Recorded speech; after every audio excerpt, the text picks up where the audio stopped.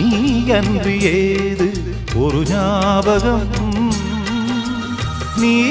பேசும் பேச்சு மணிவாசகம் உள்ளமெனும் வீடெங்கும் உன்னழகை நான் தானே சித்திரத்தை போலென்றும் ஒட்டி வைத்து பார்த்தேனே என்னை தழுவும் இளந்தளிரே உனக்கென நான் வாழ்கிறேன்